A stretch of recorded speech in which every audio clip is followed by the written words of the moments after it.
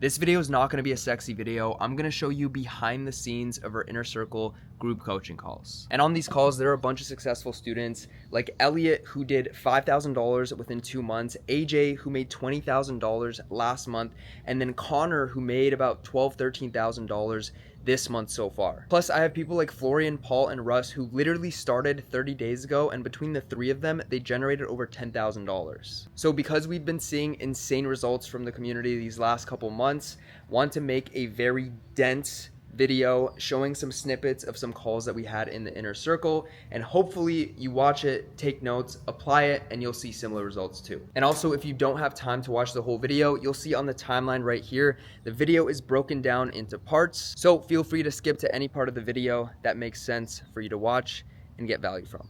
This is an Instagram business. I don't know if you guys can see that. That's about $300,000 in revenue. It started off very, very slow, as you can see. This was July over here. And a couple months later, let's go to this month.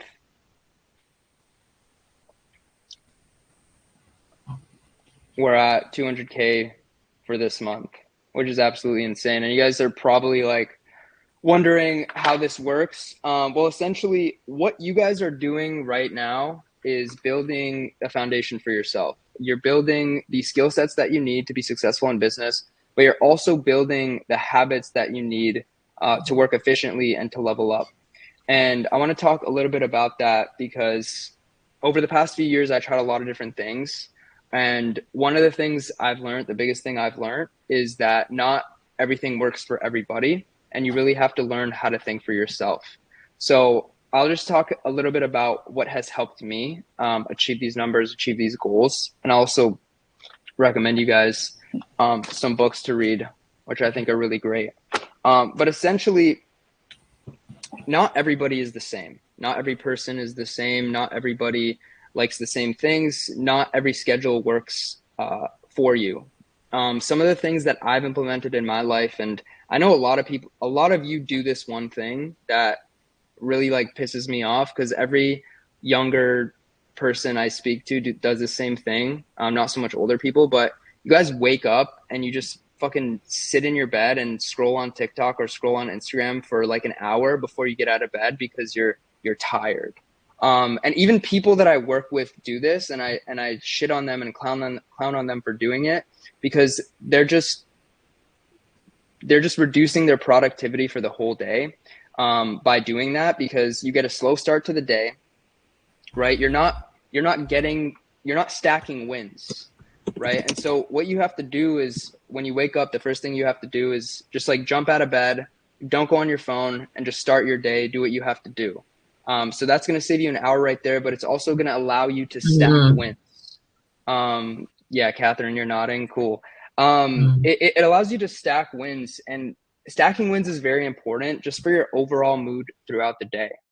So what I've been doing is I wake up every single day, 5:15 a.m. on the dot. I hear the alarm. I'm pretty much out of my bed. 15 minutes later, I'm starting to go to the gym, right? Because I know for me, for myself, I need to get out of my bed and go somewhere, because it takes me like an hour to like fully wake up and like know what's happening. You know what I mean? And if you're like me, like you have to just get up and just start moving, because the more you lay in your bed, the lower your daily productivity is going to be. It's just how it works. I don't make the rules. And it instills discipline in you, right? So you can either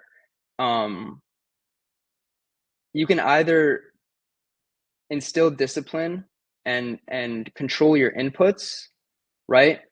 Because your inputs are going to produce outputs. So you're going to have to pay for the consequences if you don't put your inputs in today. If you don't put your inputs in every day when you wake up, right? And it's not even when you wake up, it's also having the discipline to go to bed every single day at the same time. Because if you go to bed every single day at the same time, then you're going to be well rested, and you're going to be excited for the next day because you already have things that you want to do. And that's really helped me. Ever since I started doing that, I actually started doing that like over 5 years ago. Not every day. Like I had like months of chill and I just stopped doing it, just because I got complacent. And when I stopped doing it, that's when I saw, I kind of flatlined and I plateaued a little bit. And then when I started doing it again, then I started learning. I started achieving great things. I started thinking higher level, building bigger businesses, building more sustainable businesses, etc. Okay, so that's the first thing you need to understand. Also, inputs in your health are very important. If you look at my fridge right now, you're gonna see like it's just gonna be like bland, like one ingredient per food. I might have some alcohol in there, but that's for the weekends. But it's very strict. It's very strict. I watch out what I eat. And I make sure that I have really good food that I put in my body that's just one ingredient. Like I don't go to the frozen section. I don't buy like random stuff that's processed. Catherine asked, "What's your daily health fitness routine?" Yeah, so right now my daily schedule is yeah. You're welcome, Menace. But right now my daily schedule is wake up at 5:15, in the gym at 5:30, 5:40, and then immediately, like I said, I need to wake up because I'm really slow in the morning. That's just how I am. Immediately, I just hop on the treadmill for 10 minutes, run about a mile, nothing crazy, and then I start my workout. One other thing I want to mention, and you guys should try all this out. Everything I'm saying, just try it out. When I wake up and the sun's up, I'm groggy. But when I wake up and it's completely dark, I have a much easier time functioning. And that's what I realized because I never used to be like wake up before the sun comes up for the first like almost 20 years of my life. And then when I started doing it, I'm like, oh my God, this is a game changer, right? Like I have much more motivation to get up when the sun's down than when the sun comes out because then just my eyes hurt when I open them. I work out at the gym. I work out at Equinox. Another thing is if you have the money to invest in a good gym with, for example, a steam room or a cold plunge, I strongly recommend it. It's one of the best things I've done for myself. Do I utilize nootropics? Honestly, no.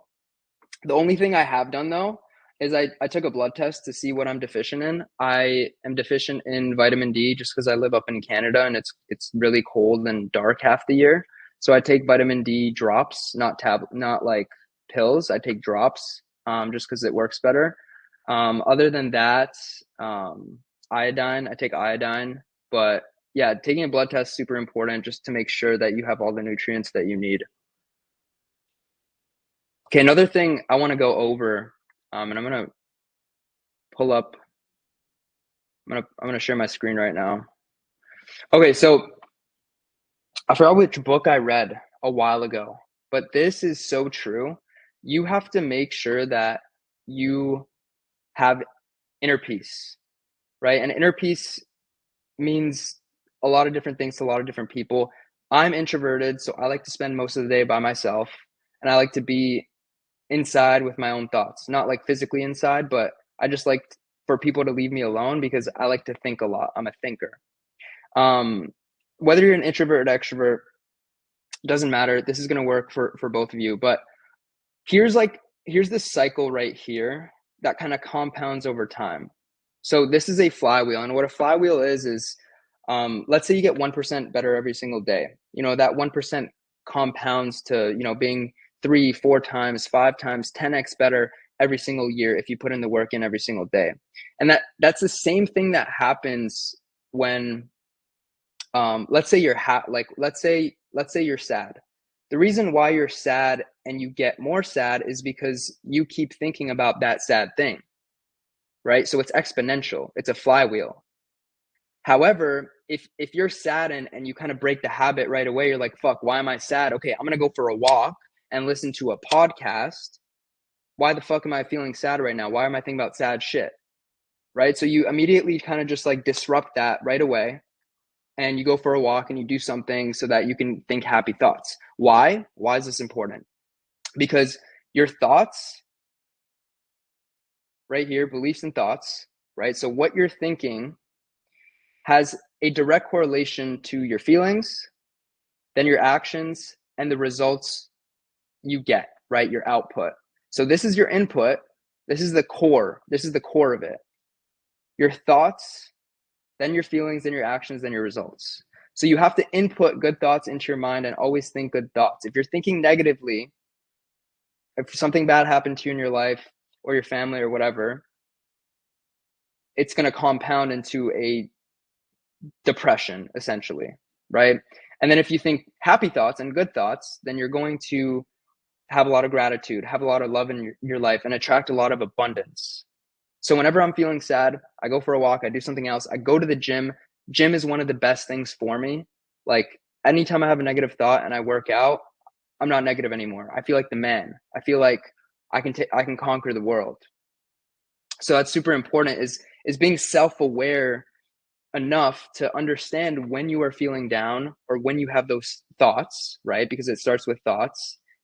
And then those feelings creep up and you're like, okay, I have to get out of this rut. All right.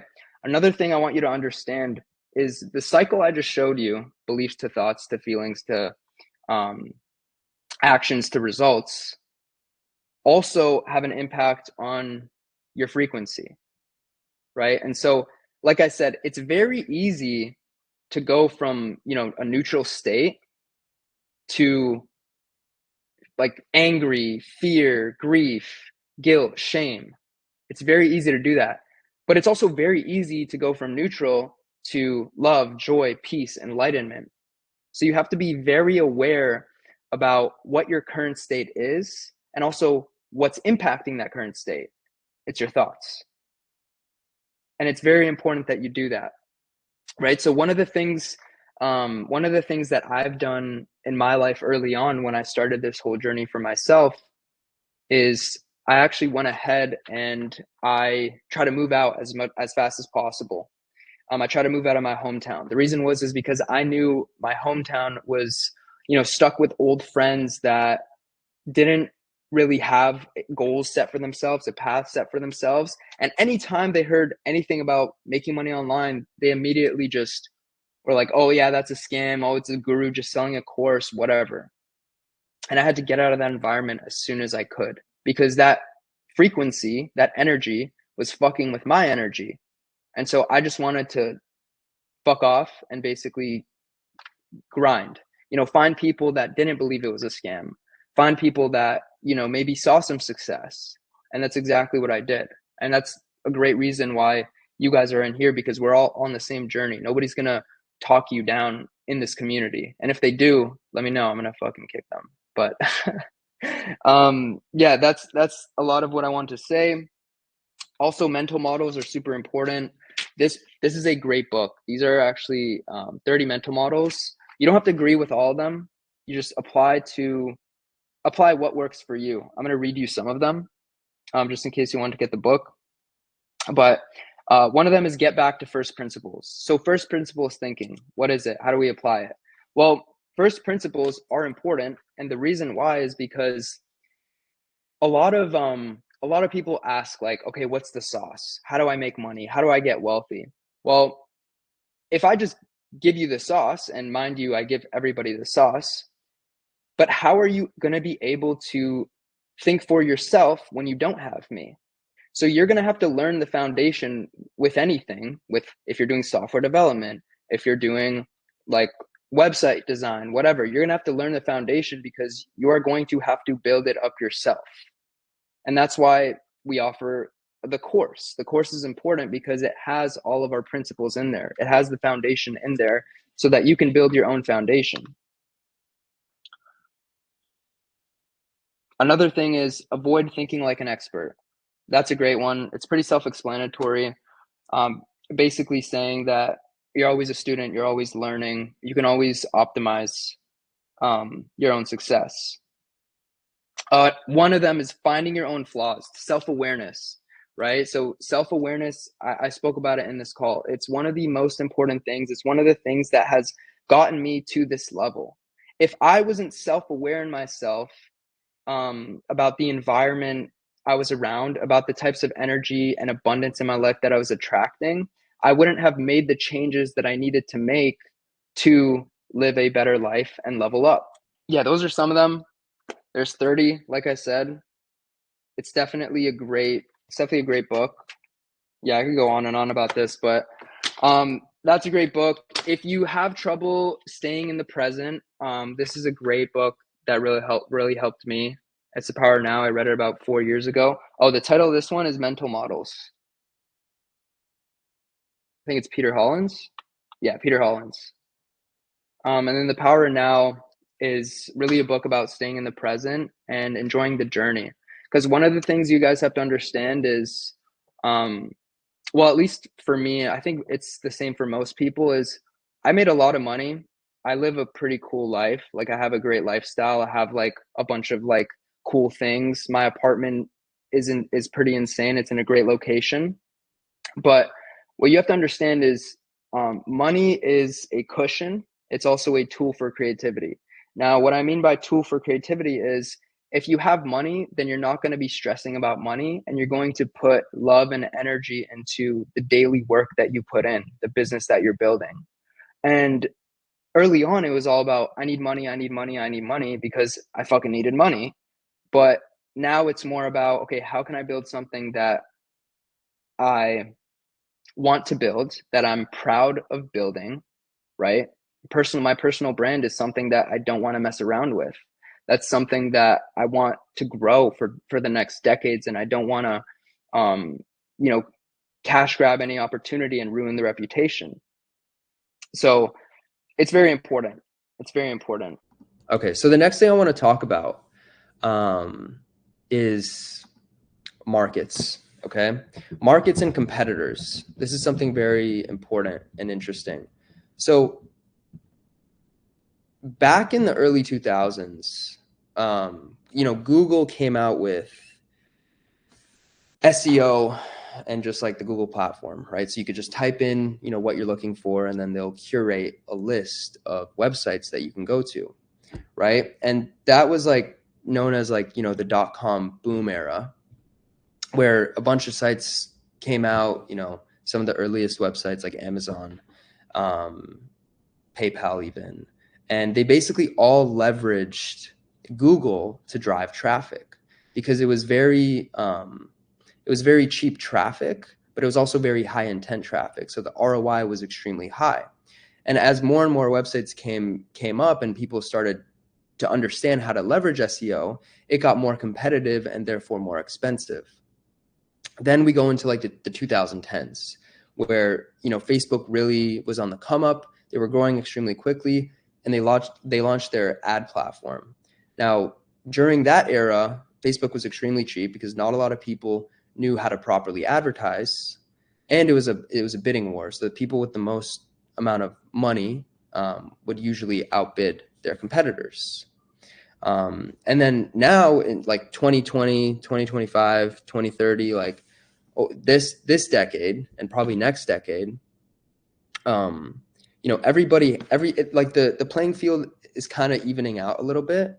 And the reason why I say that is because it's really dependent on the quality of content that you're pushing out. So if you really want to understand how Facebook works, Facebook is not only a bidding system, but it also rewards you based off of the, content that you put on their platform. Because at the end of the day, they want you to push advertisements that benefit their users that are like native to the platform.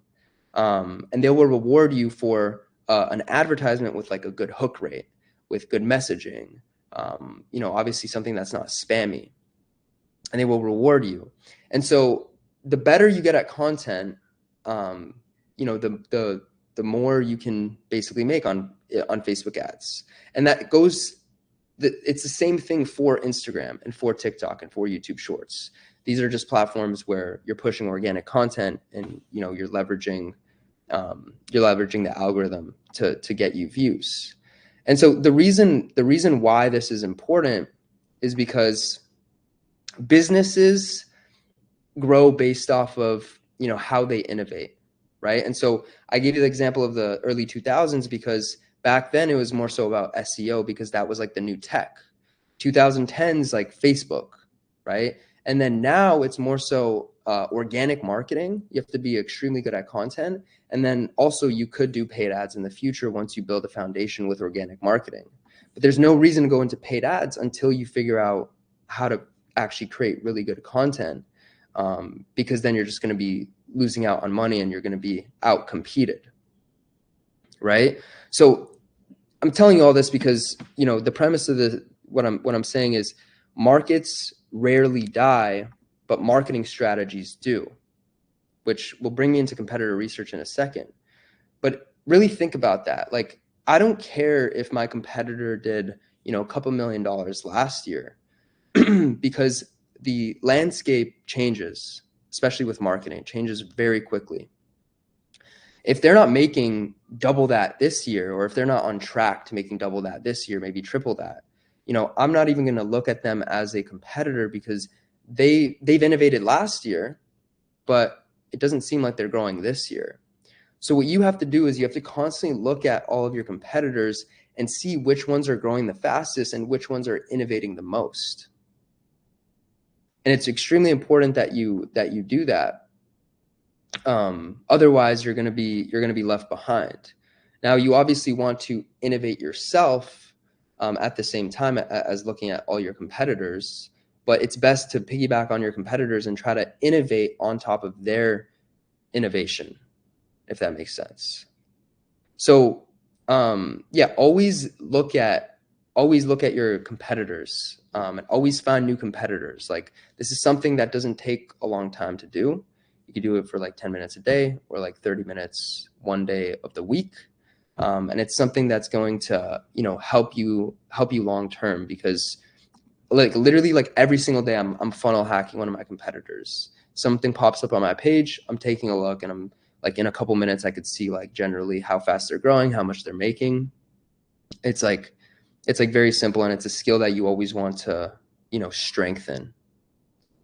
You know, the market that you're in doesn't necessarily die, and we'll be able to verify that as well, but it's more so that, you know, the marketing strategies do die. So I'm going to go over that a little bit, and I'm going to go over growth hacks too. Right. So each of us are in you know, each of us are in a niche, right? And that's our market. That's like the narrative that we're betting on.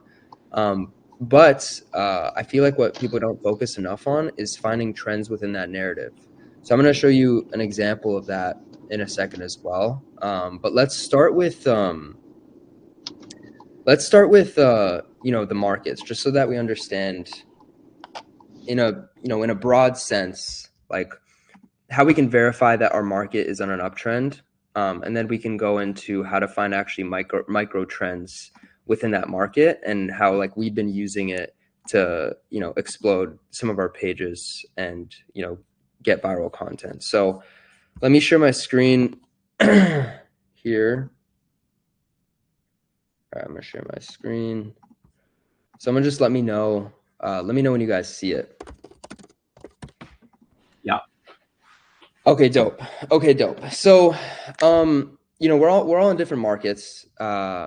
You know, some of us are in the motivational page and the manifestation space, and the personal branding space, and the make money online space. And all these markets are, you know, pretty massive markets. So let me just type in, you know, make money online. Right. So the make money online space, let me just do worldwide here. And I want to do this exercise. It's super important. So if we look at the past, you know, 5 years, and if we even look deeper, you know, in the past like decade, as you can see, there's a constant uptrend with the make money online space, which obviously by this chart, like we're in a really great narrative, right? But there's also a lot more competition coming in. So the question really is like, how can you beat out all of your competition? And generally that's through two different ways. Number one is to, you know, innovate on your top competitors' content. So being able to look at what they're doing and also innovate on top of that. Now, the best way to do that is obviously to understand content at a deep level and the components of content. That way you can, over time, look at your competitors' content and say, okay, I could innovate on this style of content like this, right? But a second way, which isn't it's not as like evergreen. It's not something that you can do every day, but it's something that you want to look out for, right? And that's something that I like to call, micro trends, right? So if you're making content and selling something within the make money online space, you should be very vigilant of what's actually happening in the market. And so I'll give you a couple examples. Like in the make money online space, there is, kids on, you know, TikTok or YouTube or Instagram, Twitter, making a shit ton of money, doing like different things. For example, posting content, right? But whenever one of those kids are trending, for example, an OnlyFans model started trending, and I actually realized this. I think this was last week. I realized this because of Twitter, right? So I was just like, I scroll on Twitter like 5-10 minutes a day because Twitter is a great place to see, what's actually trending, like what's going viral. And you can see on Twitter, like even if you're in the crypto space and you look at meme coins, there are trends happening all the time, and there's meme coins popping up all the time. It's very similar with our industry and posting content on Instagram. So I noticed this one chick was going viral. She's she's an OnlyFans model, but she was going like super viral because she basically came out and said that she made $40 million in the last 12 months, and everybody started posting about her. Let's see if we can find something on the feed as an example. All right, I'm sorry if this is kind of all right, this is kind of getting weird. But look, okay, so basically she's getting like millions and millions and millions of views, every single day, by multiple accounts posting about her, talking about how she's making so much money and how crazy this is, right? So this is what I call a micro trend. So if we type her name in here, Sophie Rain, as you can see, look at the monthly volume, like pretty much non-existent, and then boom, massive spike. And we're still on an uptrend here. Like this is still somebody you can talk about in your content. Now, the way that you would do that is you'd basically like for example, you guys all know my Instagram. I can put a hook of her in the first 3 seconds, and then I could say, this girl made $43 million last year, and kind of break down how she made that money and then tie it back to content. Because at the end of the day, all she did was post content on Twitter and on TikTok and on Instagram and funneled her audience into a product, which was her OnlyFans. Now, you can even go deeper and also think about like all of the micro trends in your industry in the past couple years as an exercise. So Andrew Tate was also a big one, right? Andrew Tate, look at that spike. This was 2022. People that hopped on this spike right here and then hopped on it again here, they're the ones that really capitalized on the Andrew Tate because they leveraged his likeness. They leveraged his likeness to grow their audience and basically take some of his audience and get them to follow like their page. And the reason why this works so well is because if you're scrolling on Instagram and you are, let's say you come across like Elon Musk or Trump or somebody that's very notable, Joe Rogan, maybe somebody that you're automatically gonna watch that video longer, right? Because it is it's somebody that's familiar to you and relevant to your life. And so with the platforms and how they work, this is a massive benefit because they reward you on average view duration and engagement.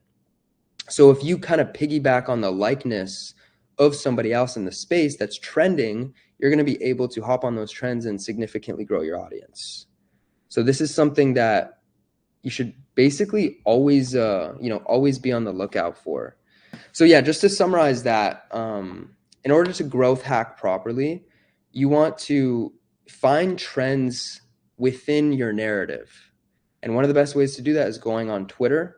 You can also go on Reddit. You can go on a bunch of these platforms where basically like this type of content, as long as you train your algorithm a little bit, right? Follow the right people, engage with the right people, the algorithm will start showing you these things.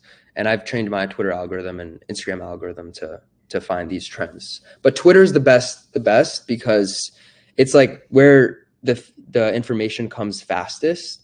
Because if you think about like Instagram versus Twitter, Instagram, in order to post viral reels, like you have to spend possibly days crafting that video. But with Twitter, it's just like, it's just text. So you can get content out extremely quickly. So Twitter is one of the best platforms for finding trends within your narrative, within your niche. So another thing I want to talk about is I know a lot of you have questions about what does a winning product look like, especially with Instagram organic, and I want you to completely just like reframe your mind from trying to find a winning product to finding winning competitors, right? And the reason why is because if you build an audience within a niche, you're going to be able to push different products. So it's not necessarily about the product. It's about being able to innovate and build your audience faster and build trust with them. Which, if you're at the point where you want to build more trust with your audience, we have the Views to Cash course that you guys should watch. But if you're not there yet, don't watch it because it's going to probably give you analysis paralysis. So yeah, don't fall for that like winning product scam. At the end of the day, if you're not making a lot of money, really just like look at the math. And the math is pretty simple. Like average conversion rate when somebody lands on your landing page is 3%, let's say. So out of 1,000 people, what's 3% of that? That's about like what, 30 people would buy. So if you want to make like 300 purchases, you're going to have to multiply that number by 10. And at the end of the day, if you're getting like at least a dollar per visitor, so you're making about $1,000 per 1,000 people that land on your website, that's a pretty decent conversion rate. And you should probably focus on optimizing for the amount of people that you actually get on your site. Now, there's two ways to do this. You can either vertically scale your current page by putting out better content and innovating even more, or you could horizontally scale by building the same page multiple times and basically automating it with AI and a VA for the editing, and then AI depending on your process. So yeah, really focus on just like building the audience and strengthening your relationship. Because at the end of the day, the product is just like a link in your bio. It's something that can always be split tested and kind of changed. And I think that's super important because the way that I basically build all my businesses is I hop into saturated markets, because saturated markets are proven markets to me. They're markets that people spend a ton of money every single year in. And I know that I'm skilled enough where I can hop in the market and basically outcompete my competitors with a new marketing strategy, or with a new and improved marketing strategy based off of what they're already doing. And yeah, innovation really comes from trying things. Like, yes, maybe I have a stronger intuition than most of you, but that's just because I put my reps in. But you should have the courage to pull different levers, have the courage to try different things. At the end of the day, like, you might waste some time, but you're never going to know if you don't try. So always try to do different things, always brainstorm about, how you can do things differently. And over time, you're going to see what works and what doesn't, and just get feedback loops from Instagram and from us, from the community, through like the video reviews channel. And, you'll get a bunch of data and you'll be able to start making more and more of your own decisions over time. I think I want to talk about one more thing, and that's about audience intent.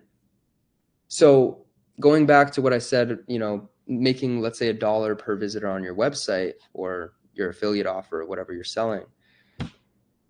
In order to maximize that, there's really two ways to do it. One of the ways is by strengthening the relationship you have with your audience, which I'm not going to get into, but intent is like the key thing.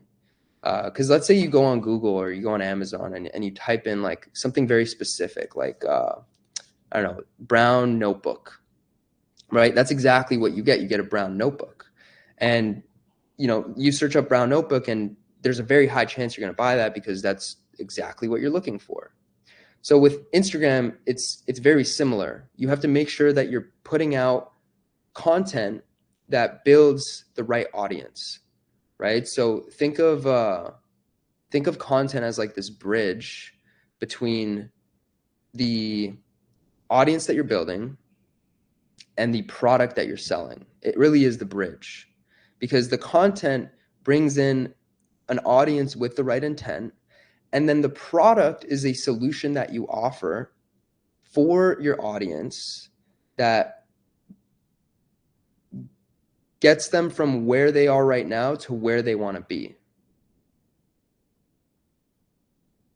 I hope you guys like took note of that. But it's just very important that you understand that, because every piece of content that you should put out needs to kind of tie the audience in with the product at the end of the day, or else you're not going to make as many sales as you want to make.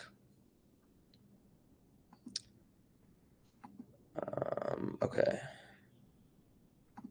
Let's see what else I wanted to talk about. Does anybody have a question? Yeah.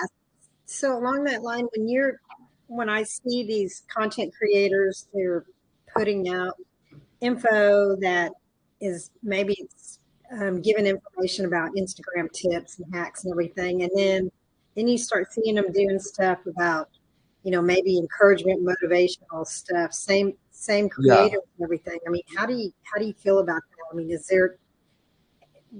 that just fluff, or is there much to that Yeah. motivational stuff? Yeah. So, okay. So let's say for a personal branding example, I myself, I've been putting out some motivational stuff as well. And that's more so because it allows you to connect with that person a little bit more, because, that person would talk about their struggle, how they overcame that struggle. Right. And so if you think about like the trifecta of building a strong Instagram, you have to really keep in mind of three things. One of them is trust, right? Building trust with your audience. The second is authority, and the third is leadership. So trust would be like basically like testimonials from your product, or just like authenticity.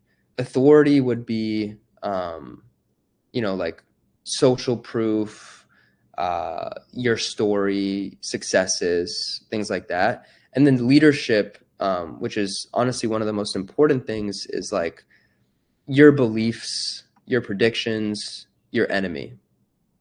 And leadership is one of the most important things, because people want to gravitate and follow somebody that's already ahead of them in order for them to hopefully go down that path in the future. So yeah, I hope that answers your question. So it's like pillars of content, like if you want to nurture your audience, yes, you should be putting out like a motivational post like that.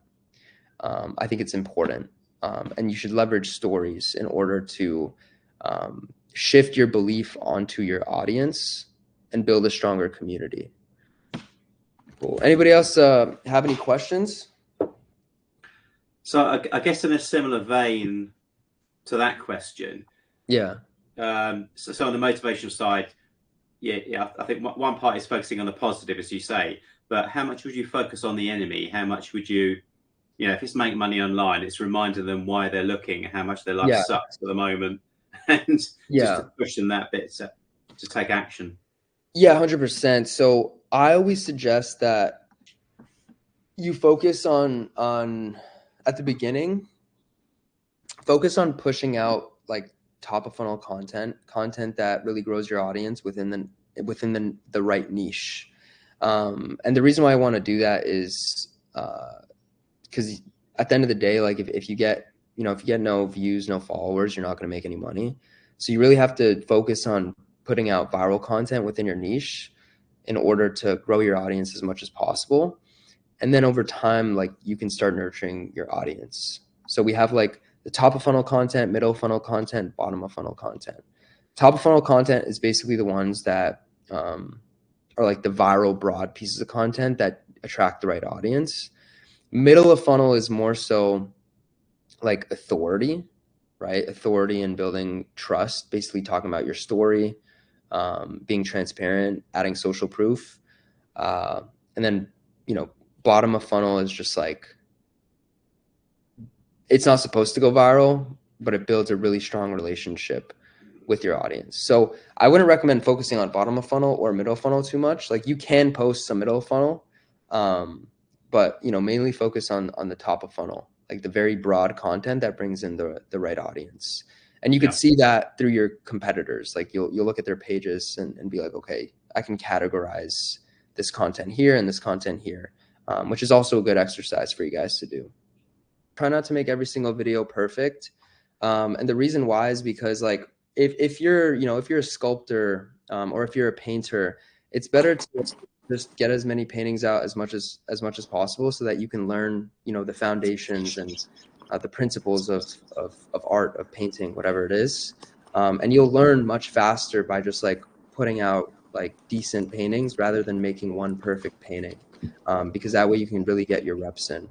And also regarding like being proactive, this is something that I want to make a YouTube video about, but I feel like not enough people understand how to ask questions. Like asking questions is one of the most important things, and being curious and just like going down rabbit holes. Most people just want to be, told exactly what to do. And at that point, they're not going to be able to like build strong intuition, right? Because you can make $10,000 a month just like copying somebody else. But if you really want to get to the next levels, you have to be able to ask questions and come up with your own decisions at the end of the day. Like you can ask questions to Google, to YouTube. You can even ask ChatGPT nowadays. Like when I started, I didn't have ChatGPT. These days, like ChatGPT is a lifesaver because it can really allow you to expedite the process of like going down a rabbit hole and just like getting a bunch of information to make a decision.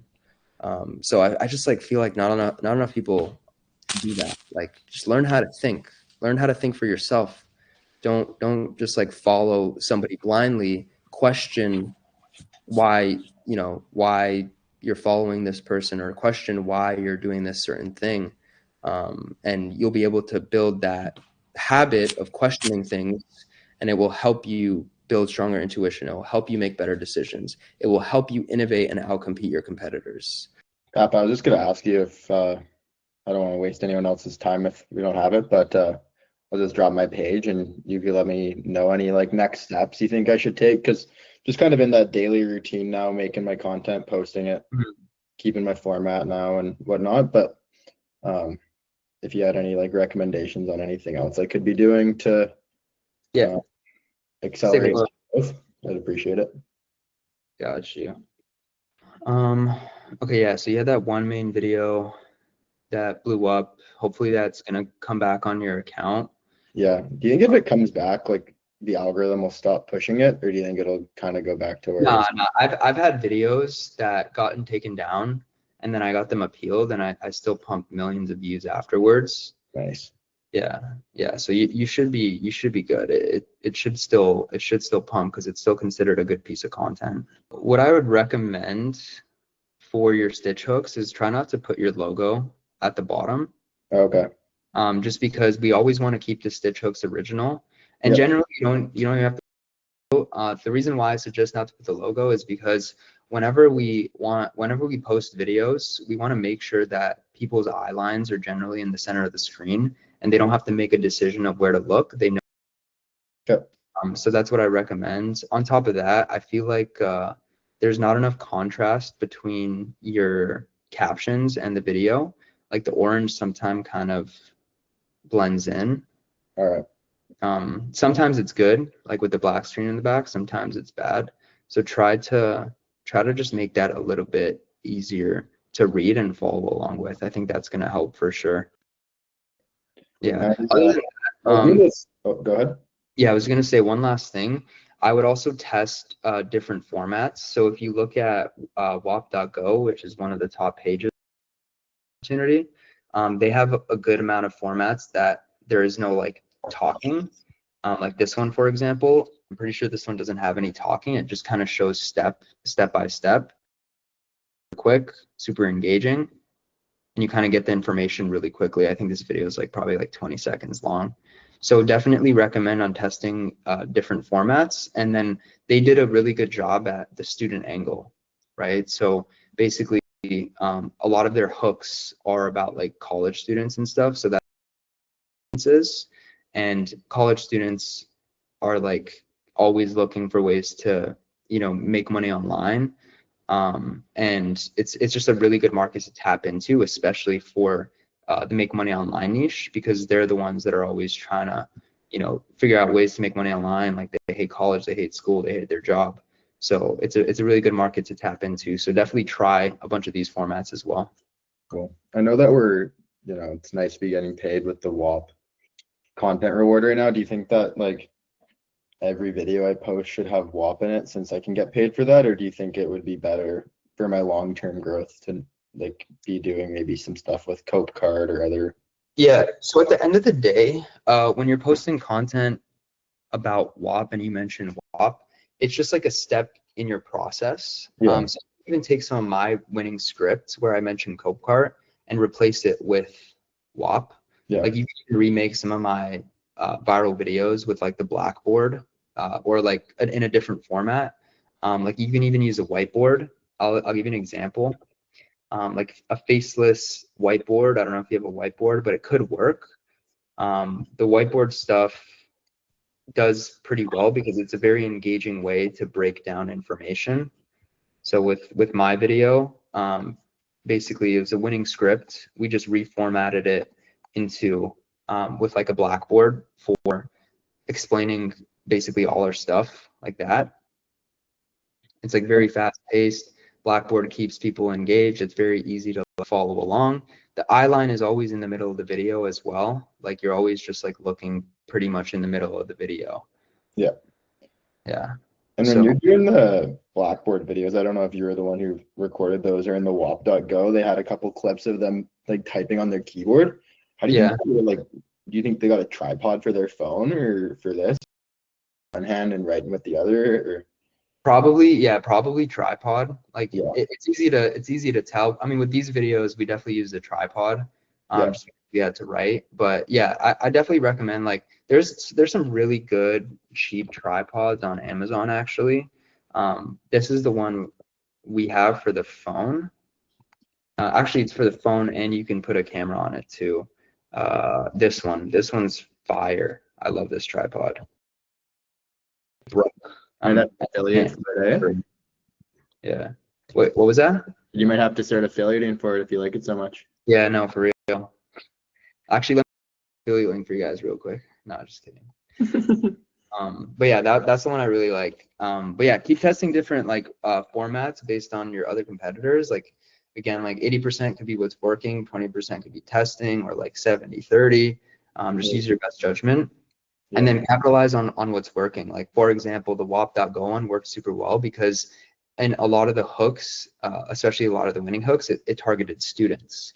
And so Instagram started pushing that content to students, and then he capitalized on like the student market, which is a really good market for you guys to capitalize on because you're getting paid for views and students can pay for low ticket products, right? Like they have the money to pay for low ticket products as well. So yeah, like whatever's working, just like really fully capitalize on it and also understand what audience your content's targeting, which it's usually the targeting happens in the hook, right? So it's pretty easy to understand. Do you think at this point, like you say students would be a good market, like do you think I should really try to test it? You should test it. Yeah, definitely just test it. I wouldn't say niche down just yet, but I would test it. And when you say like testing it, like would that be like, you know, if I post, you know, let's say 3 posts that target students in like a week, if all 3 of them did better than the rest, then it might be time to. Yeah, exactly. I definitely like post 2 to 3 a week, or if you're posting like 2-3 a day, then like bump those numbers up. Yeah. And start like testing, you know, different hooks, different messaging, see where it hits. Like you don't want to always push brain rot hooks. You want to test like student hooks. You could test like, you know, just get creative with it. You can even ask like ChatGPT for some ideas, and then that way you can use those hooks that relate to that audience. Do you have any tips for finding hooks? Like for a while there, like I know Abe does kind of like the side hustle hooks, like all this. Then like when I go try like find original ones, like for whatever niche, let's say it's like I have a hard time finding original ones. If you have any tips for that. I mean, so generally like it's pretty simple to find hooks. So like for example, creator Abe, he uses a lot of the streamer hooks, and he relates a lot of his videos to like the TikTok creator program and making money online with content. So what he would do is he would just type in like hashtag Kai Cenat on TikTok or hashtag Kai Cenat on YouTube Shorts or Instagram.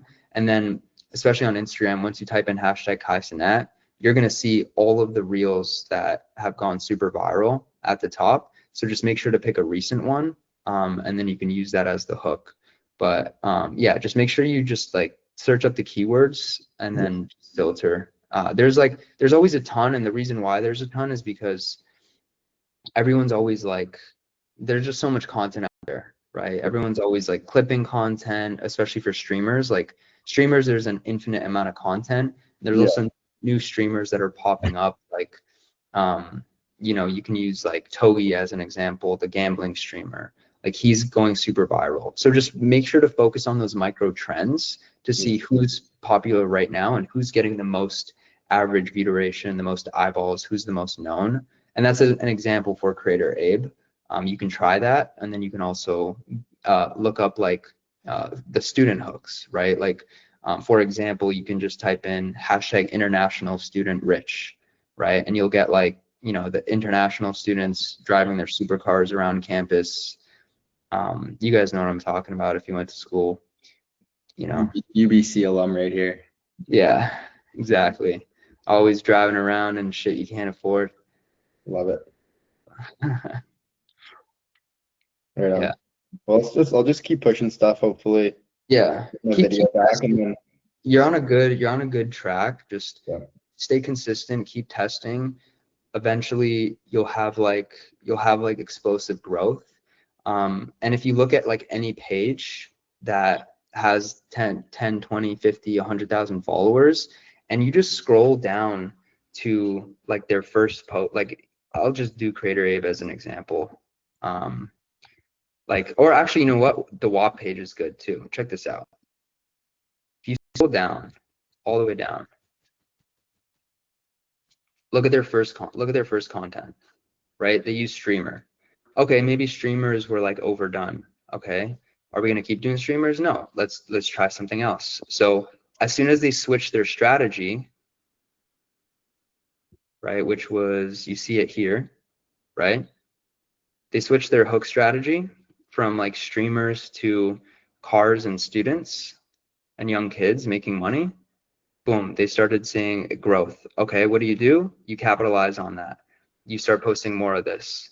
Look how many videos like in this format, this hook format, right? They started posting literally this, and it started performing extremely well. And then you just capitalize on that, see?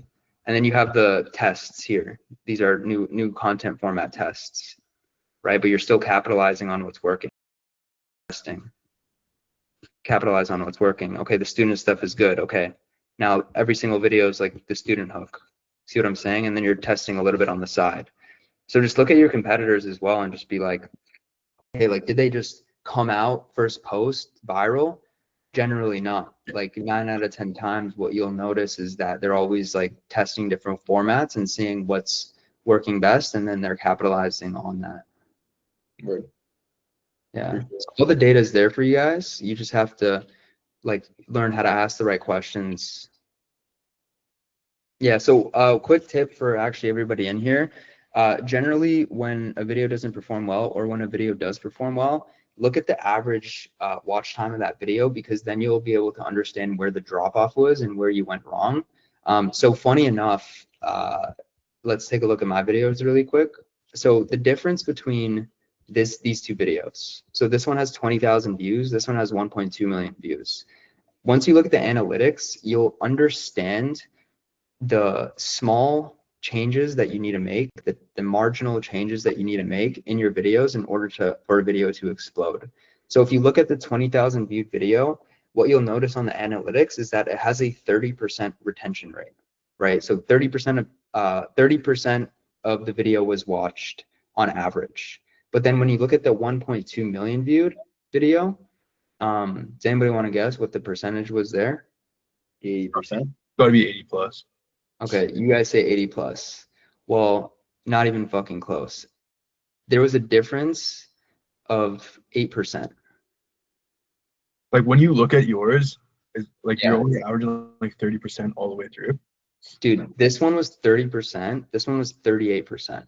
Really? So an 8% difference was the difference between 20,000 views and 1.2 million views. Yeah, like if I get like a 30 to 40%, like I'm getting like sub 500. But like if we push like a 75 to 80%, like we're getting like at least 2K. So like you're just scaled up way more than us. But yeah, probably because the engagement rate too. So retention is one thing, and then the engagement rate is another thing. So and also video length too. So these videos generally, if you have a 50, this works on all platforms. If you have a 7-second video, then in order for that video to pop off, you need like a 90% retention, as an example. 20 to 30-second video, you need a high retention. But as soon as you get past 45 seconds, the reason why you need a lot lower retention to get higher views and to be pushed is because you're competing with less people in that space. So Instagram pushes out videos based off of the length, and then they measure retention.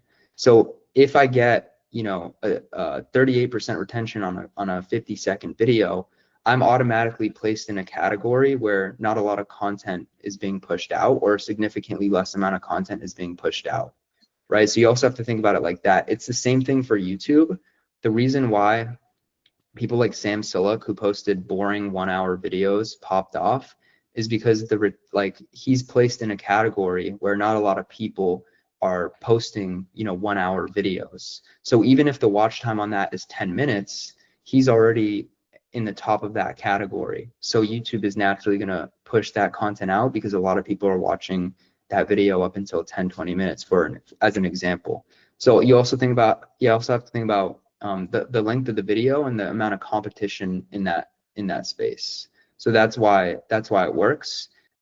Is obviously engagement, like people commenting and liking. And the comments come from obviously like the call to action at the end of my video. So is it like a sweet spot, or should I just like keep messing around? Because like we've been kind of keeping it around 30 seconds. Yeah, I would definitely, yeah, I agree. Like I definitely test it out. But you also have to think about like you extend a 30-second video to 50 seconds. Like you can't slow it down and be like, oh, it's going to perform well. It's not how it works. Yeah, I know what you said. You have to make sure that there's actual value in the video and people watch up until like as far as you can get them to watch on average. And like for like say like a call to action, should we like mess around with like putting one in the middle, like compared to like putting one in the middle? Like, yeah, a lot of people put call to actions like at around like 60 to 70% of the video, and it works really well. But always make sure the call to action makes sense. Like for example, if you look at some of like he'll mention an AI, but he won't reveal it in the video, and then he'll say comment AI and I'll send this to you. Yeah, so a lot of people comment, exactly. Because he did it like we started off like doing them at the end, but he kind of does them like you said like 60 to 70%. Yeah, and a lot of people do that too. Like I've messed around with it. Generally for me, like if the value in the video is good, people are gonna comment at the end. But it is strategic to put the call to action not at the end of the video. That way people can comment while they kind of like still watch the video, or they'll rewatch the video. So it's like a pretty good tactic that I recommend you guys try out for yourselves too. Yeah. So in order to make your videos longer, what you can do is you can definitely keep talking about WAP in your videos. but you can add additional steps similar to how I did it in my 1.2 million viewed video. Like you can mention WAP in the beginning as like one of the steps, but then you can go on to the next step and the next step and the next step. That way, I mean, you can even reuse my like script and just reformat it into your guys' style. I'm sure it might perform pretty well if you do it right. Yeah, I definitely got some ideas for like doing that. I just haven't done it yet because this has been kind of working. But now that I know that like it could get pushed to a different audience, then for sure I'll try some longer ones. Yeah, 100%. Yeah, as far as your videos, I'm assuming they're like very similar to Elliot's. Yeah. So like a lot of the feedback that I gave him, you should definitely implement as well.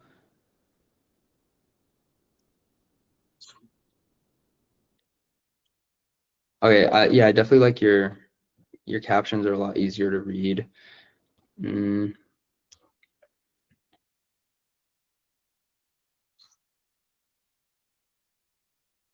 just looking at it right now, it might be too shaky, eh? Is that thing? I don't think shaky's like too bad. Yeah. Because you do definitely want to move the camera around because you want to keep people engaged with some movement. Yeah. Maybe you can like have the laptop screen more like parallel to your phone because it's kind of like we're looking down at it. Yeah.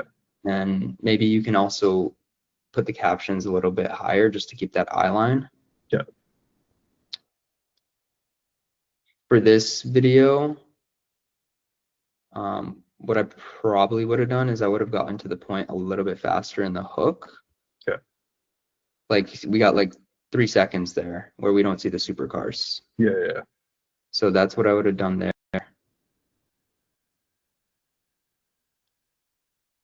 Yeah, we're definitely getting like the basis of it, just kind of like you just to perfect it now, right? So yeah, I would definitely use hooks like this, but I would use hooks that are a little bit more. I know that went viral. I think I saw that video. But I would also try to use hooks where there's like kids in supercars because that's like controversial and it like really pisses people off. Yeah. Like when an old dude's in a supercar, it's like, oh yeah, like you had like 40, 50 years to get it, like chill. But then when you see a 20-year-old in a supercar, you get pissed off. You're like, fuck this kid. How did he get that? Yeah. You think there's a difference between the captions that Braden has? Like I do mine word by word, and Braden does his kind of like line by line. You think that that matters? Captions. I played around with captions a lot in my day. Hold up, someone's here. Joined an hour late, but here. I play around with my captions a lot. Like if you look at some of my best videos, it's the most simplest caption ever. Like it's literally follow and comment now to learn how to get started. So sorry. We're talking subtitles.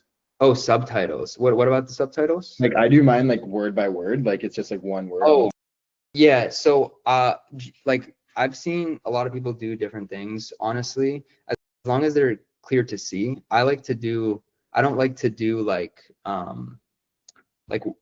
don't like to do like the words kind of pop up on the same line. I like to either have like 3 words or 1 word pop up. I think like generally it's a lot easier to read if the words are like popping up. I think Braden, you're kind of where your words are like going like horizontal. Yeah. Like I have them a little bit longer, but I could definitely just do like the pops. Yeah. I would definitely probably just have them pop up like kind of how myself and Elliot are doing it, where you're kind of like showing the words all at once and you don't have to read horizontally. Yeah. But I don't think that will affect it like too much. It's something to test for sure. Yeah. Yeah. I know it's a little over time, but how do you think we should handle objections in the DMs right now where like since Braden and I both have our face and name and we're affiliating your course when they ask like who's this topic guy? I mean you could just like speak from your own experience, honestly. Authenticity is the best way to sell. So if you had good experience, definitely talk about your experience and what you've learned and like you're now making money. That's like the best way to really sell, but also clearing objections and understanding what those objections are. So for example, like just asking like simple questions is really the best way to push that needle forward for that person because they're already interested. You just gotta learn to push them over the edge by asking questions and then answering objections, which is why voice memos are so powerful. So you can just send a voice memo just being like, yo, this is what it is, this is who he is, like what you learned, how you implemented it. Yeah, just like speak from the heart and speak authentically. And you know, those people will build a relationship with you, and even if they don't buy today, like they'll eventually buy. Where's the DM? Where'd you come up with the name Tappa, by the way? I have at Tap on IG. I just don't use it because I think my account got shadow banned. Mm. And then it was just like it became a nickname. And then one of my boys, who's like pretty big in the ecom space, he's like, "Yo, this is fire. You should run with it." It's like he was the guy that basically kind of brought me on like personal branding. He started personal branding in like 2021 or 2020. And then like a couple years later, I started, and everything, a lot of what I learned from him, I implemented, and it worked really well. Like I consider him like one of my mentors. Like I didn't pay him or anything, or although I should have. I've paid him back though in other ways, but yeah, he's definitely someone that mentored me in the personal brand space for sure. Right on. Braden, Elliot, do you guys want to like give everybody a rundown on what you've learned the last couple of weeks in terms of content? Like what took your content from on average like a couple hundred views to, I mean, you're getting viral videos now. So like what have you guys learned? You guys can, either one of you talk, I don't know. Yeah, man, we just like kind of just follow the script that everyone else, like you said, Tappa, man, like you just gotta follow what's working, right? Like we Yeah. just we go out there, we find the hooks that have worked. We already have like a couple bodies like with the WAP stuff in it, and you kind of just like mismatch everything, and it's like it seems to be working. Yeah. Obviously, Yeah, you don't post the same videos, or else it doesn't go viral. You kind yeah, of you gotta recreate them. yeah, like, you just cut hooks and cut bodies, and it's working right now. Yeah, I'll show everybody just in case you guys don't know what their page is. This is their page. Yeah, basically, like just to scroll all the way down, every page starts with a lot of tests. Like every page starts with a lot of tests, especially when you're new to this space. You have no idea what you're doing wrong. And as you can see, like you guys tested, oh, hold on, I gotta add this person. You guys tested a ton at the beginning. Like you were just very, very consistent. And I think it was somewhere here when you guys started getting like very consistent views. But really where it exploded is when you started just recreating viral content from other pages with the hooks that they were using as well. So like the school hooks started working extremely well. Like the young, like these ones, like the young kids. Yeah, like the young kids making money online. Like this shit went viral for a bunch of pages. You just took it, recreated the video. I Like took that and recreated it, and it got more views than the person I took it from now. yeah, that's what happens often. It's kind of fun. I'd be pissed if I was on the other end. Yeah, I mean we're all in this together. I mean if you're pissed, then No. can't say that you take inspiration from other people. You know what I mean? And it's I'm just joking. inspiration for other people. But yeah, I think everything changed. Like we took kind of like Creator Abe's style where you like take the hook and then pull away from the screen. Before that, we were kind of doing like B-roll or B-roll That's and literally what changed it, yeah. like Like 11 Labs voices over like B-roll. And we thought that was kind of like a viral format right now, but when we realized that it wasn't, it was a viral format, it isn't now. And then we dove into like the point and show videos. They started to do really well. I had one that got like 300K. I'm still trying to get it back. Oh But- yeah. And then last week when we started doing the quote unquote WAP format, they just like, holy fuck. man, Just- and they're so easy to make too for like everyone's listening. Like this WAP format is like so simple, and like to make a WAP video literally takes 10 minutes, if that. Yeah. Just do a little bit. I just do some doom scrolling in bed, find a hook, throw it on that. Like that's all it is just finding hooks pretty much. Yeah. Yeah. I'm pretty excited about if you go on my pin post right now that's got like 22K, that one.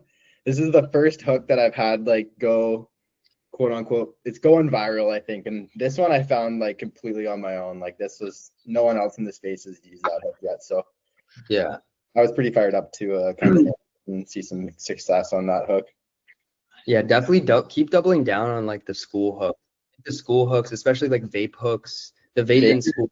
Vaping in school goes crazy, man. That just gets everyone's attention. Yeah, you can even like, yeah, like there's so many viral hooks on these because if you look at all like the prank channels, basically all the prank channels, like this is all from like probably prank channels like Nelk and all those guys. Yeah. So you can even just like I think that one's authentic, man. You can see that girl got all scared. Yeah. So No, exactly. we gotta hire some students to go vape in class for us to get some new hooks. For real. I'll hit up the local uni and ask. Yeah, no, for real. But yeah, keep running it up. Keep running it up with the student hooks, because as you know, if it's working, like just keep doing what's working, and then also test on the side. That's super important because oftentimes your account is right now your account. Oh, let me stop. Yeah, right now your guys' account is like primed for that audience. So the more you use those hooks, those videos are probably going to perform better. Because Instagram right away just shoots it to that audience just because that's what's performing well. And so you have to make sure that you double down. Like, don't be afraid to repurpose value, like basically do the same thing over and over and over again. A lot of people are scared about repeating themselves, especially when it comes to like their Instagram page.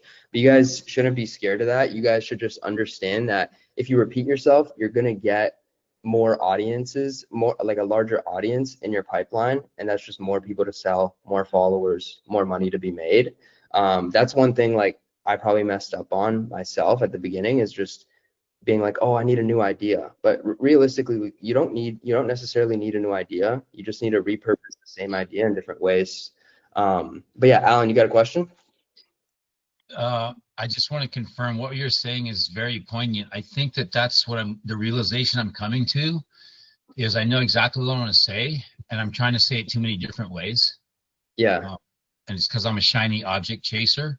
But yeah. I've been going through my notes lately to organizing my desk, and the same theme keeps coming up of what I want to say. I wrote down the same notes. I looked, it was over and over the same little narrow channel.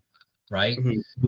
And so what you're saying is basically maybe take the same script, right? Idea, thought, and just say it a different way tomorrow. Like, hey, I love to drive fast. Hey, I love to drive down country roads going not slow. Hey, I love it when my car moves really quickly. I'm saying the same thing, but in different ways. Exactly. Yeah. And the best creators do that. Like I always, mentioned there's this one creator in the Make Money Online space. I'll show you guys right here. This creator right here, I can drop his profile link, but this creator right here has like 700,000 followers. And if you look at a ton of his videos, like just scroll all the way down, he just does the same thing over and over and over and over again, just in slightly different ways. And nobody cares. Like people enjoy watching his content. It's the same thing over and over again. He just like has different hooks, has different settings. And this is like something that we're even doing as well with all of our content. Like I just filmed, 10 videos today just for my personal brand specifically. And it's basically the same thing over and over again. And at the end of the day, like people just need to be reminded, like how many times you need to be reminded to eat healthy, how many times you need to be reminded to go to the gym. So yeah, don't be afraid to repurpose value. My bad. I guess question I had written down for today, like now since stuff's working, I know you mentioned at the start of the call today to like don't be afraid to just like keep repeating the value. Yeah.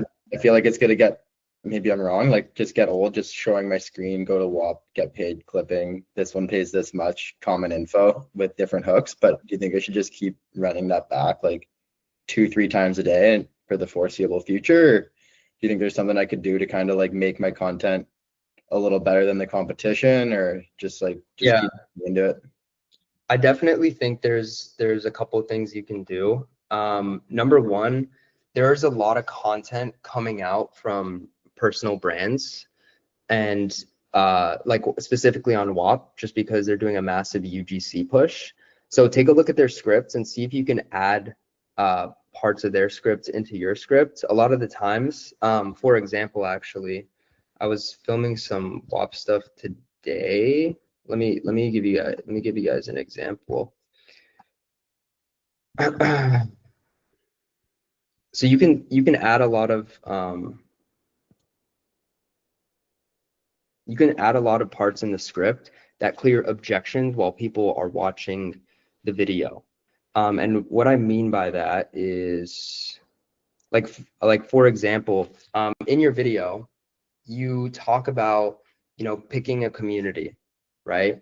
What you can do in the video is you can pick that community for them or give them like 4 options, right? That way, what you do is you make the video more valuable and more like savable and shareable, right? So adding like a couple steps that simplify the process and give a little bit more clarity for the viewer might do really well for you in terms of like engagement and stuff like that. And that's something that, we do very often. That's the first thing. And I recommend you take a look at this script. I'm going to send it over. I'm going to send you the link. So this is the first thing that you can do, is just add stuff to simplify the process and add a little bit more value. Take a look at Chase's script here. We're going to be running something very similar to this starting next week as well. So that's number 1. Number 2 is you guys have to understand the importance of microtrends. So that's the link to the video. You can download the video and then put in CapCut, get the script. So the second thing is microtrends. So what you guys have to understand about microtrends is whenever there's something happening in your space, you need to learn how to leverage that. So for example, the market's down. I don't know how many of you lost money. I did. And a lot of creators in the trading space are talking about how the market's down. So they're hopping on that micro trend because it's getting so much attention and it's allowing their videos to be pushed out a little bit more. So that's an example of a micro trend. I'll give you an example of another micro trend that works really well for your page. Let me pull up the video real quick. You haven't lost it until you've sold it. So put that in. Remember, think like that. Yeah, no, I feel that. I haven't sold. I haven't sold. I ain't selling. Where is this? Okay, so have you guys seen the guy? Have you guys seen the guy where he like puts his face in like a bucket of ice water and then goes for a run? Ashton Hall. Yeah, Ashton Hall. You guys seen that guy? Like you must, maybe you don't know his name, but you guys seen that guy for sure. Yeah, exactly. So because of him, there's a ton of creators that are making meme content about that. And I'll show you a bunch of examples. And this is what I mean by paying attention to trends. We call them micro trends because they're only here for a couple weeks or a month. After that, you miss the mark. And that's a great way to significantly explode your page. I'll show you a couple examples here. So we're gonna watch that video in a second. Let's look at this creator. So she did a meme video of that. Let's see where it is. It's right here, right? Of her like dumping her head in a ice water, whatever, with Saratoga water, right? And this is an example of creators hopping on trends to get more exposure on.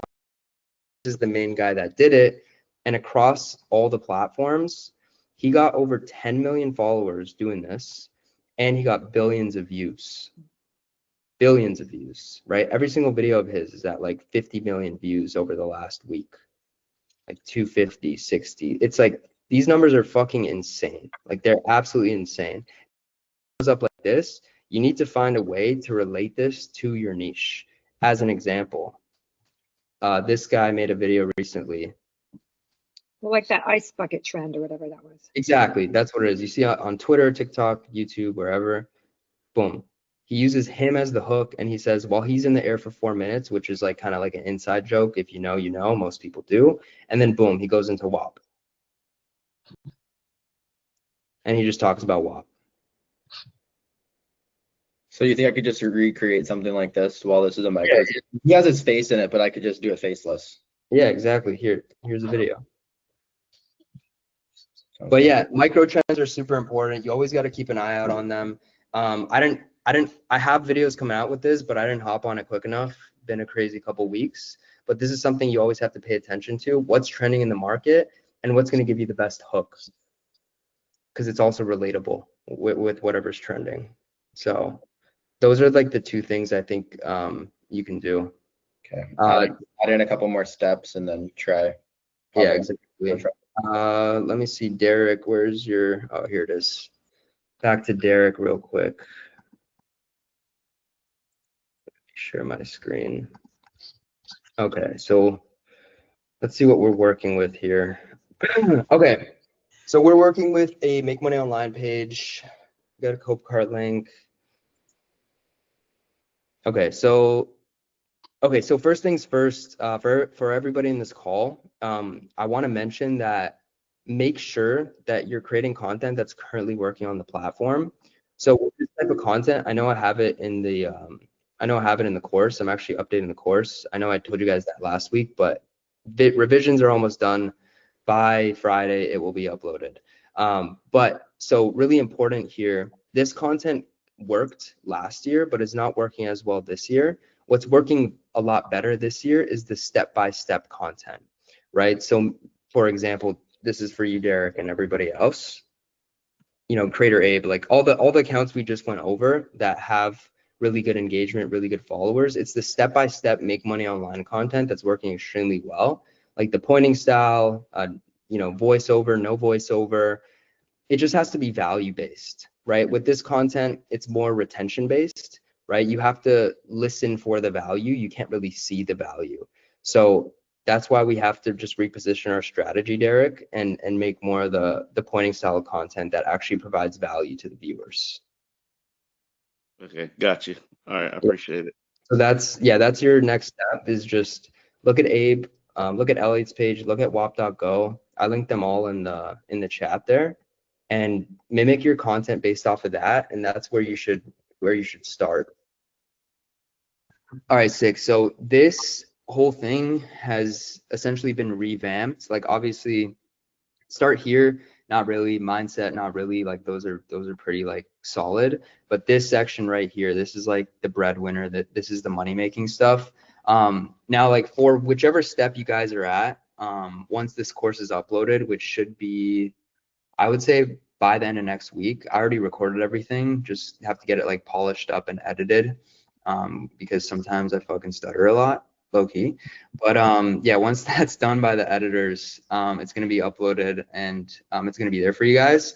Now I basically separated everything in steps, because before it was just like, it was kind of easy to follow along, but I made it a lot easier to follow along, because what I essentially want you to do is, depending on which step you're at in your journey and in the process, admit there, depending on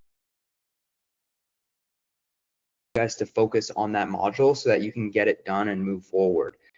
Like people like Braden and Elliot, you guys are already on the, you know, creating content portion. So really you guys should focus on step 5 and 6. These are like where you make your initial money, and then step 7 is where you can like skyrocket your income. I'll go over like step 7 just like very briefly to show you guys what's in there. But for the create content and post, it's like it's pretty simple. It's not that you guys, but I included a lot of information just about like recreating and mimicking viral videos. You know, what are the guidelines to actually do it? You know, how the algorithm actually works, and then also like people have and overthink, like posting times, hashtags, all that stuff. I just want I don't want any of you guys to like overthink these stuff. I want you guys to focus on what actually matters, which is actually the content itself. And then on top of that, we have the master the algorithm and optimize content portion, which is really where like a lot of the money is made. Now I have like sections on like how to read analytics and what your analytics actually mean. Obviously, I refer to the viral checklist a lot because document that I feel like a lot of people overlook. Actually, I wanted to ask you guys, like Braden and Elliot, have you been looking over this document? Has it been helping a lot?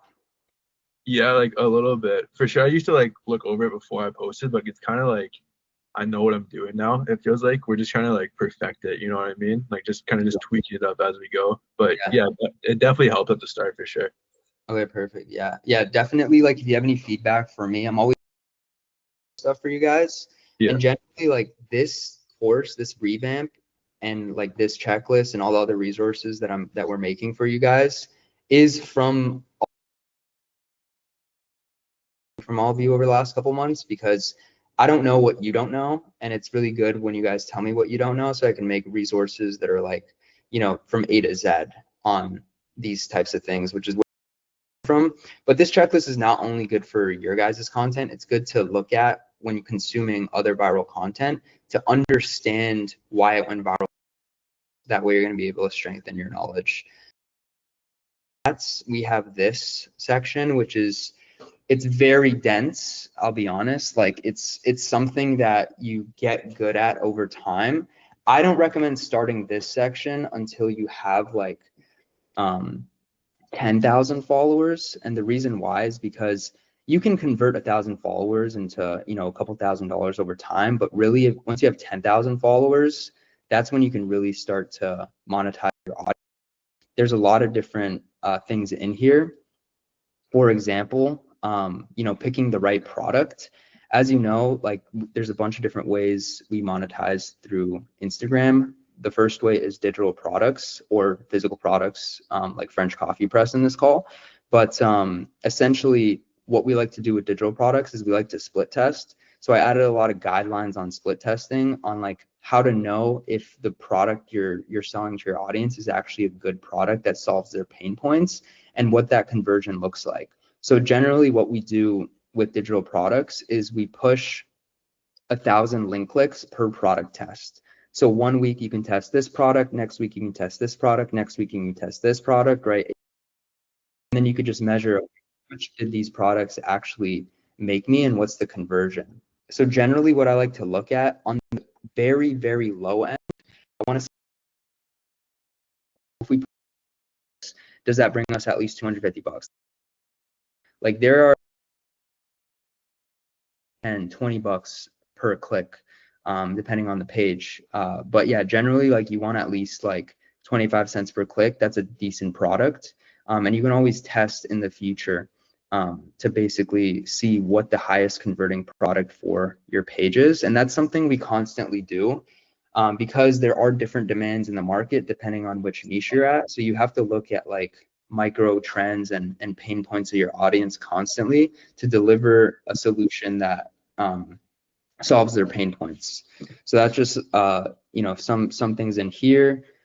After that, I go over the 9 secrets to help push your views into products. So I basically go over, you know, automating DMs with ManyChat, nurturing DMs with follow-ups, which significantly increase your income.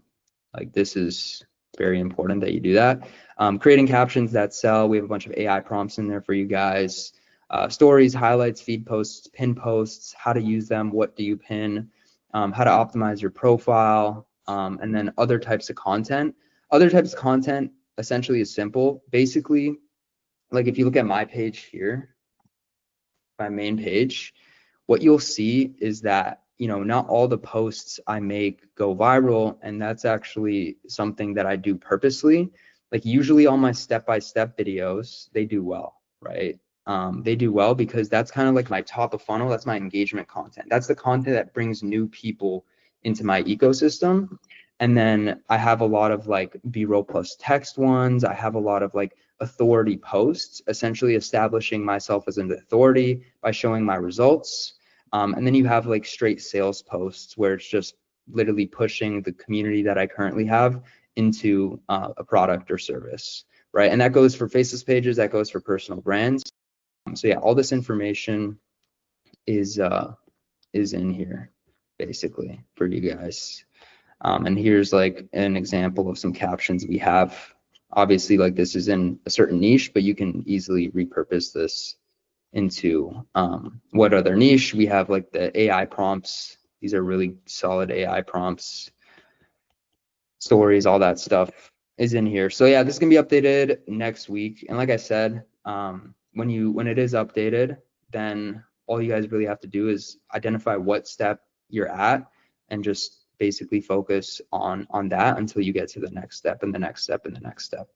So and a lot of what I talk about in the course in terms of like pin posts and things of that nature, she's implementing it to a T. Like she's doing an incredible job at nurturing her audience. And everything I said about engagement content versus authority content versus sales content, she's doing an extremely good job at it. As you can see, like not all her posts are like the step-by-step videos, similar to kind of how I'm doing it too. This is the standard format that goes across all pages that are ready to like that have a good foundation, that have over 10,000 followers, right? So yeah, you can take a look at her page. Once the course is uploaded, you can watch the course and you'll have a really good idea on how to nurture your audience properly. On top of that, what like as far as results, like she takes the results from Philip Johansson's community. I don't know why it's not loading. And she also posts her results. Okay. So you can Can I throw, because you have reviews on your course already, right? Like, can I throw that as a testimonial, or do you think that's like kind of? Yeah. So you can use the testimonials we have. You can also, once you start making like a couple $100, a couple of $1,000 from the paid reviews thing too. Once you start making affiliate sales and everything, you can make those posts.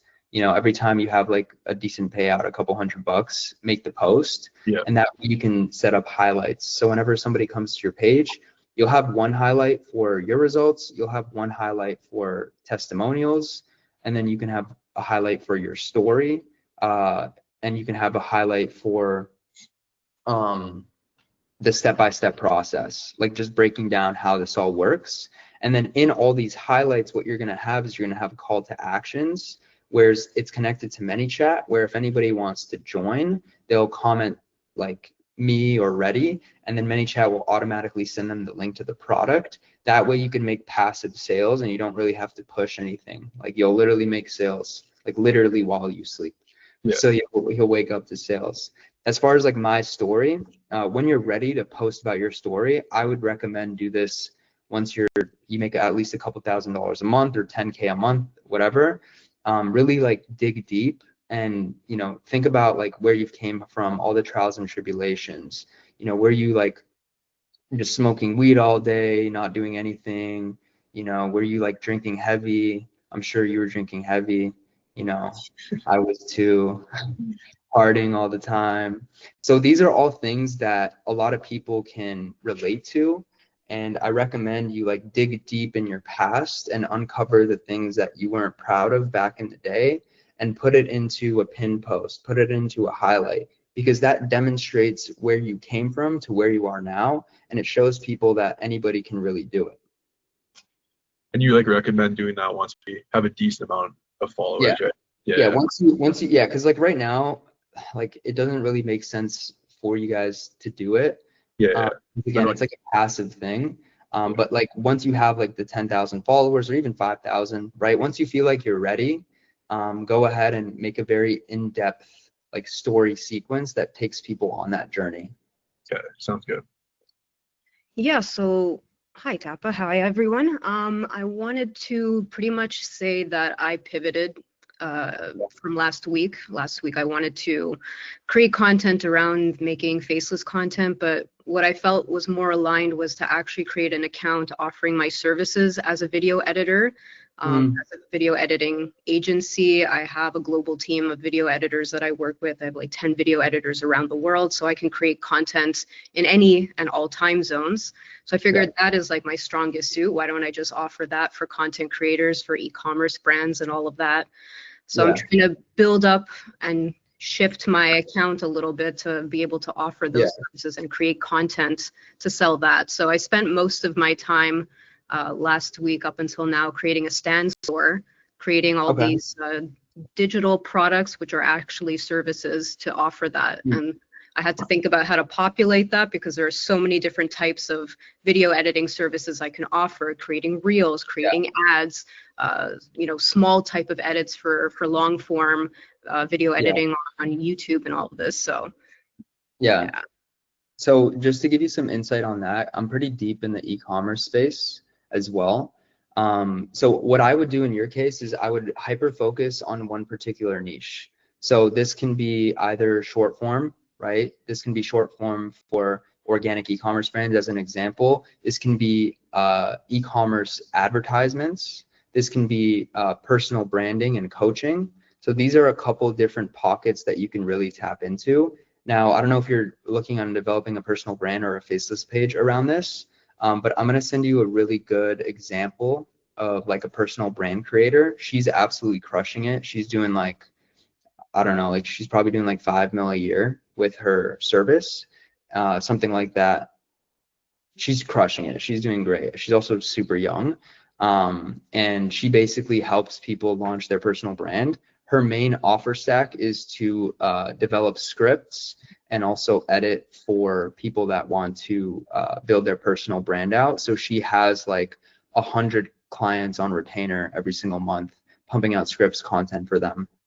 And yeah, she's doing extremely well. And the reason why I say niche down is because if you want to get paid a high amount for your work, you have to make sure you're the best at that work, right? A lot of e-commerce brands, for example, need high converting ads, and one ad can bring them 100K in profit, $1 million in profit over the run rate of that creative. So you can structure deals in a way where you can potentially get a percentage of how that creative performs for them, right? That's an example. Or you can just do like flat rate packages at the start, and then when you get testimonials, you can make those deals happen in the back end.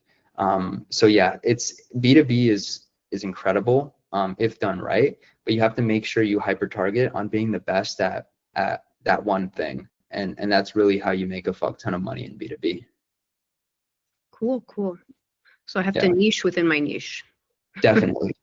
You can't just offer video editing for everything. I mean, you can, but generally, like, two things are going to happen. Number one, if you're posting organic content about it, Instagram's going to not really know where to place your videos, and you're not going to see good performance. But if you niche down to one particular market, Instagram's going to keep feeding your videos into that market, and you're going to see like explosive growth if your content's pretty good. Mm-hmm. Yeah, I think thinking about it like that, I'll probably have to niche down into e-commerce because most of what I do is for physical products. Exactly. And one other page, save these pages because they're going to be gone after this call. One other page is Umar. He's a good friend of mine. He creates content specifically about email marketing, and he also posts a lot on Twitter too. He's doing a couple 100K a month. He's been doing that for years. And he focuses specifically on like email launches for clothing brands, right? So as you can see, very niche down, but he gets paid based off of percentage on how his campaigns perform. And his top of funnel is like that Instagram content to, get brand owners to become aware on how much revenue they're missing out on, or how to actually execute this strategy properly. And the brand owners that are making over 100K a month aren't gonna go ahead and try to implement this themselves. They're gonna actually go to him and book a call with his team and get onboarded into his agency. Okay. Do you think you could just give me like one kind of content idea that would be suitable for my niched down niche? Yeah, so Umar is a good example of this. So basically what you can do is the two main content types that you're going to want to post is successful results that you've gotten for your clients' campaigns. That's going to do well for like authority content. It could be considered like top of funnel engagement content as well if you positioned it properly. But you can also talk about successful advertisements that are working for physical products in a particular niche, similar to Umar. So Umar talks about brands that are popular that a lot of people know about, and he always ties the video into email marketing. So you can do this exact same thing and you could tie the video into ad creatives. And exactly how much these brands are making, right? Tool. But if you log into Shop Hunter tells you how much these Shopify stores are making, how much this brand is making. This is how they're doing it, right? Oh, what creative is performing best for them? Oh, I can easily go into Facebook ad library and I could see exactly what creatives are performing well for them, and then talk about that creative and break down why it's performing so well, right? So as an example, I can go ahead and go to, you know, boom, Sleep by Santee, okay? Let's see how much money they're making every single month. They're making $40,000 a day, right? So they're making about $1.5 million every single month. Okay, cool. Now we know how much money they're making every single month. We can use that in our hook. Boom, we go to Facebook ad library. We know exactly what creatives they're pushing. They have about 130 creatives live. Most of their traffic, we can assume, is coming from Facebook. And now why these creatives are working. Well, check this out. All these creatives are literally generated by AI.